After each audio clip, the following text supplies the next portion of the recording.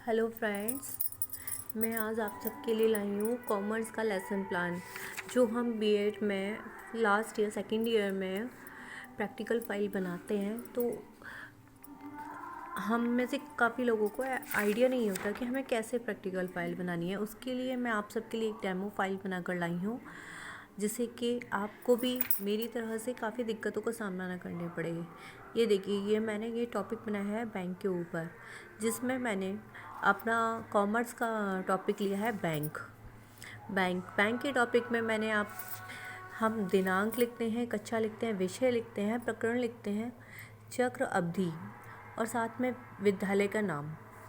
उसके बाद हम शुरू करते हैं अपना बैंक के अर्थ, बैंक के प्रकार। इस फॉर्मेट में हमें आपको तैयार करना होता है लेसन प्लान।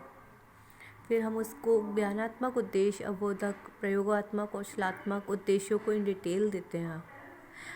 आप भी इसी तरह से तैयार कीजिए जिससे कि आपको भी प्रॉब्लम ना आए। और जैसे कि आप देख सकते हैं, मैंने एक छोटा सा फ्लैग यहाँ लगाया हुआ है। जब हम लेसन प्लान डिटेल में एक्सप्लेन करते हैं तो हमें है ना प्रदर्शित करना होता है जो भी हम यहाँ पर मेंशन करते हैं। जैसे कि मैंने यहाँ फ्लैग को मेंशन किया है, तो जब मैं लेसन प्लान में प्रैक्टिकल वाइवा दूंगी तो मैं वहाँ स्टूडेंट्स को ये दिखाऊंगी कि मेरे हाथ में क्या है और इसका क्या मतलब है और ये हमारे किस देश का राष्ट्रीय ध्वज है। तो जब बच्चे मुझे बताएंगे कि ये हमारे भारत देश का राष्ट्रीय ध्वज है, तो उससे आगे हम फिर बढ़ेंगे मुद्रा के लिए कि मुद्रा का प्रयोग क्यों किया जाता है। ऑब्वियसली टॉपिक हमारा बैंक है, तो बैंक में मुद्रा आती है और रुपए पैसे का लेन देन आता है। तो हमें पता होना चाहिए कि रुपए पैसे कैसे कमाए जाते हैं। जैसे कि हम जानते हैं, जब हम श्रम या मेहनत करते हैं, कुछ काम करते हैं, तभी हम पैसा कमा सकते हैं अपनी दैनिक ज़रूरतों को पूरा करने के लिए।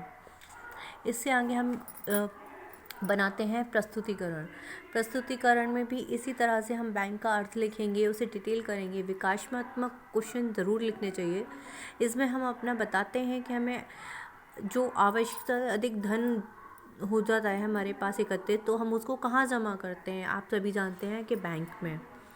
इसी तरह से बैंक का अर्थ बताना होता है। और सभी जानते हैं कि बैंक एक वित्तीय संस्थान है। उसके बाद आ जाइए हम उद्देश्य कथन पे हम वाणिज्य विषय के बारे में अपना अध्ययन बताएंगे कि हमने क्या क्या पढ़ा है। इसमें हम आगे चलते हैं। ये देखिए, मैंने यहाँ पर जो